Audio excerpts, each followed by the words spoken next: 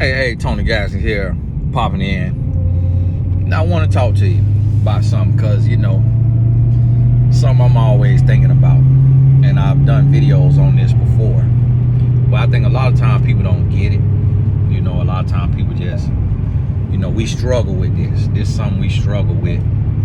Something that we kind of always in a place to where it's hard to do this. Y'all gotta forgive me now. I'm in my SRT, so it's time the engine make a little more noise than it's supposed to. Headed to my son's soccer game, and eyes on the road though, and looking at my map up here. So now listen to me. One of the hardest things to do is to look ourselves in the mirror. That's the hardest thing to do, to look ourselves in the mirror and to evaluate ourselves and where we need to grow, what we need to do, what we need to learn, where we need to change, where we need to be different.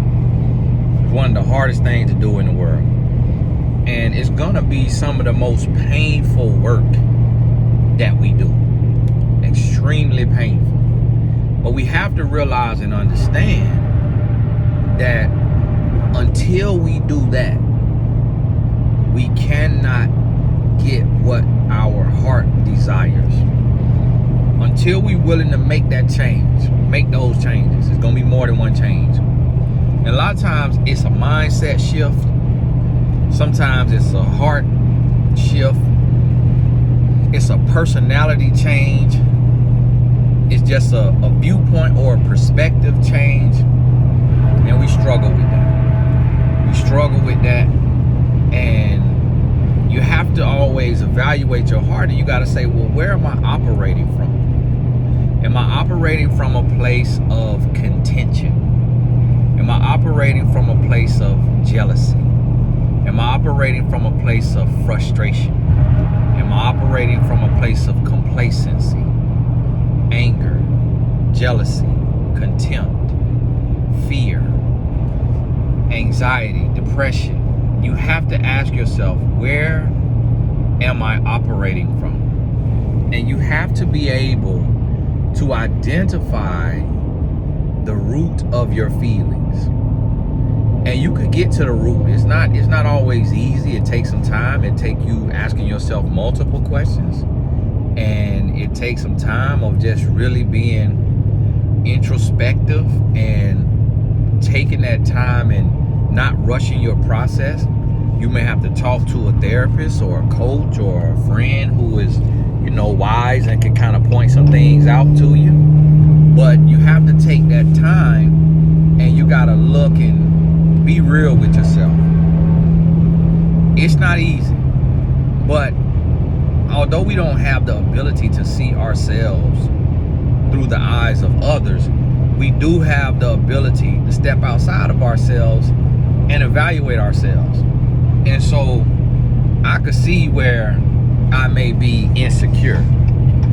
I could see where I may always want to be right in a discussion. I could see where I may be negative, where I may be a Debbie Downer, a negative Nancy.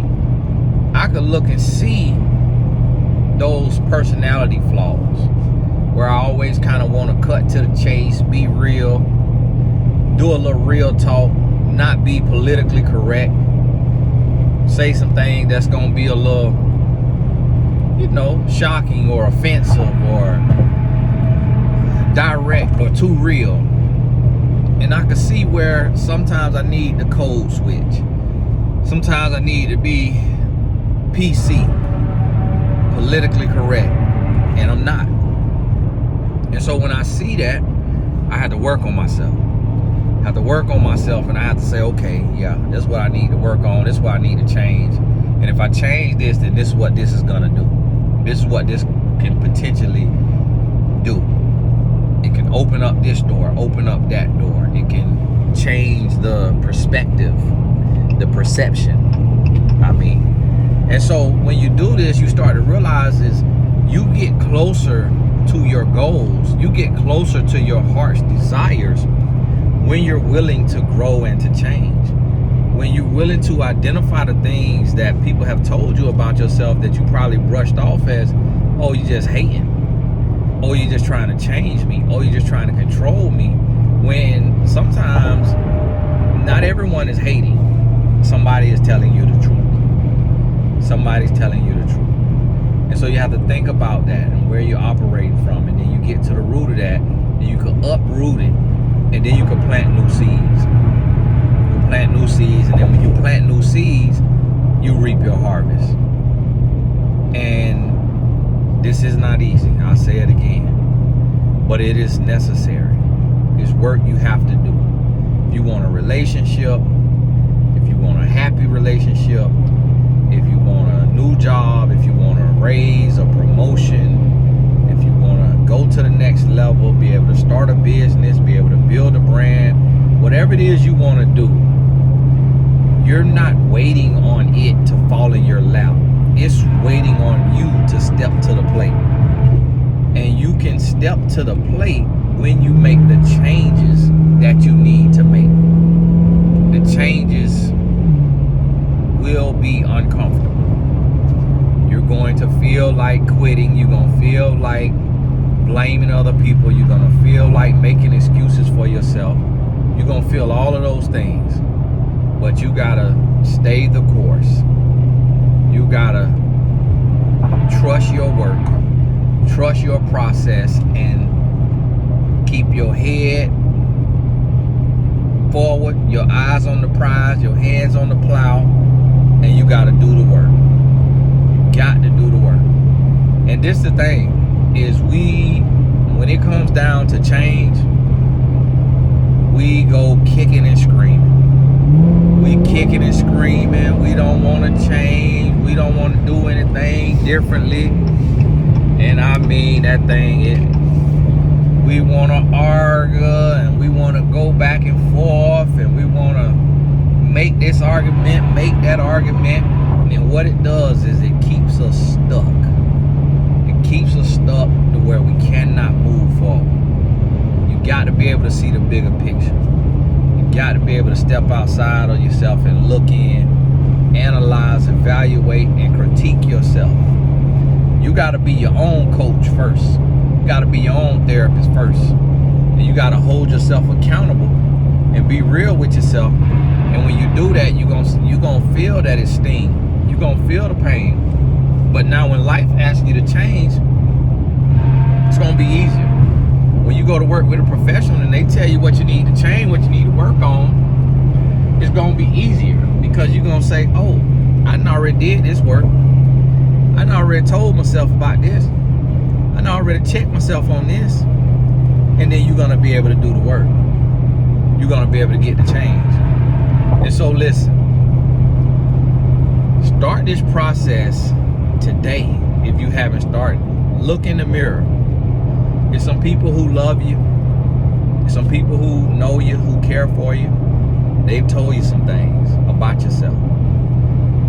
Some of them things hold some truth. It's some truth you've told yourself. It's some things you've seen on a job evaluation. It's things you've seen on some feedback forms. It's some things that you know to be true. But you have been too stubborn or too arrogant to make those changes. Because you stuck in your ways. You set in your ways and you don't want anybody to tell you what to do, who to be, how to do it. So you set yourself up for failure. Got a little, y'all forget my car look. One of my cars like mine, just a little brother, had let him hear a little something. You know how this how men be on the road. Every time you just gotta let each other hear a little something. Just a little. So listen to me. That right there, I got to change that. I got to work on that. Got to work on that. Flexing on people, got to work on that. Something I got to work on. I was gonna get my tag that say nothing to prove. It was already taken though. Because every now and then I had to hit that gas on somebody. So now listen to me. This right here, when you really get in the thick of things and you start plucking those weeds, you're going to start to see your life change. And you're going to go to levels and you're going to experience some things and you're going to see some things. You're going to be like, man, why did I wait this long to do this work? Why did I wait this long to make these changes? And I'm going to tell you something. Tell you a little personal story. I had a call with Instagram.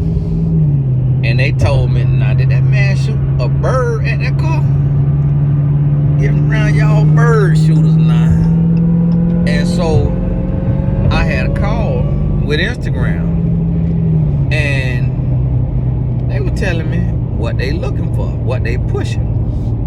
So I said, all right, I'll try it out. So before, what I was doing, just in my comfort zone, it wasn't even getting 1%. It wasn't even getting 1% of interaction.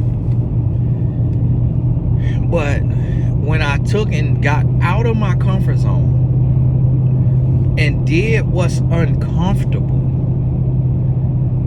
it took and it got,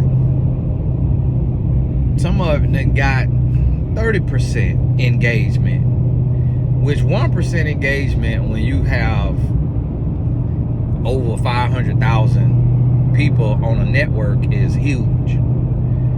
10% engagement is golden. You walking on water. Higher engagement than that, you can charge what you want to charge for promotion, sponsorships, whatever. And so some of the stuff took and got 30% to 40% engagement. And then somebody come in the comments with a fake page talking about, listen, go back to your other videos where you just are talking with no music and without the words. Your authentic self or heart or something, or stop trying to be like others. And block.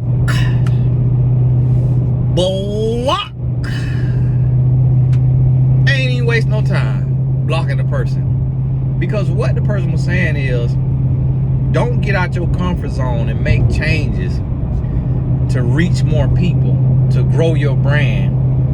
Keep doing what you was comfortable doing and getting no reach. So I share that to say, when you go to making these changes, people gonna miss the old comfortable you. People gonna miss the old version of you. Because you could be petty sometimes. You might be petty sometimes. You might argue sometimes. You might nitpick sometimes. Well, somebody like to get under your skin. And they like you to argue. So they gonna come and they gonna push that button. And then you're going to recognize the button that they push. And you're gonna sidestep that power struggle. And you're not going to give them the response that they are accustomed to getting. And they're going to say, hold on. You change. You have changed.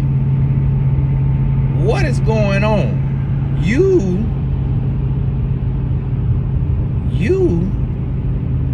used to care. So they're going to call you arguing with them caring. They're gonna call you stooping to their level of pettiness caring. They're gonna say you used to care. You used to, if I said something, you would say something back. And you cared about how I felt. And then you're gonna be like, oh, okay. So when the person said that to me, I did a message on them. Ooh. I did a message that, and I titled it Block and Delete. Block and delete. See, remember I told y'all the content creation secret? I shared it with the Blessed Business Tribe on our videos. It's you got to use real things to create your content. If you got a business, you meeting the needs of the customers. Block and delete. Now, I used to post a video on the other forum, which if you're in my social media mastery class, I put this update video in there and I emailed you about the update video. It's on TonyGaskelsAcademy.com. And I get 5,000 views. I posted this block and delete. That thing got 30, 40,000 views in an hour. And so what happened is, when I did the video, I thought about what the person I just blocked, I thought about what they said. So here I was about to leave the words off, and I was about to leave the music off. Why? Because a heckler told me what to do. And then I realized, I say, Tony, you put the words on there so that if somebody's at work and they can't turn on their volume or they don't have headphones, they could read the words and still get the message. You put the music on there to try to cover up the little bit of mouth noise or the little clicking or popping from your audio, from the room noise. So you put this for a reason. You didn't put this trying to copy somebody else, because you haven't seen somebody who do what you do the same thing. But see, that's how the adversary work. You'll say, oh yeah, me arguing and me stooping to their level, that was me caring. They're right. This is me not caring. So let me argue to show how I care. And so you go back to arguing and you bring your spirit down. You bring your spirit down. And you like to argue and you like to debate. You'll see something online that doesn't relate to you. It has nothing to do with you. But you'll take and tell your story to debate with that message, because you have a spirit of beg to differ that you need to heal and grow from and change. But you will take and make the message about you because you like to argue and debate. And that's a spirit that got a stronghold on you. So every time you go on a date, because you like to argue and debate, you get ghosted. But if you grow and you say, let me stop arguing and debating about stuff that have no relevance or no bearing or effect on my life. Let me stop debating just for the sake of debating. And let me hear someone's views, respect their views, and seek to understand their views. And I can agree to disagree within. I don't have to try to create a debate. So that's an area of growth. And this is what we got to realize and understand. Until we grow, and I'm telling you, man, I got a lot of flaws. And so I have to look, and it's hard. You recognize your flaws, you try to change your flaws, and the next thing you realize, you like, man, I'm doing it again. Man, I done did it again. Man, why I can't stop doing that? Man, why I can't stop doing that? And then you realize, oh, it's my insecurity. Oh, it's my trauma. Oh, it's my unhealed areas of my life. Oh, that's why I'm doing that. Oh, that's why I'm doing that. And then you realize, okay, now I got to give myself messaging to help myself heal.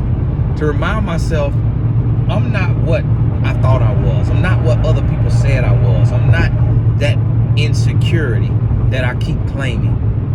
I'm not that person. I'm better than that. So, hey, think about that. God bless you. Wishing you the best. Hoping the best for you. Sit on that there. My wife texts me. I need to see what she talking about. God bless you. We'll talk soon.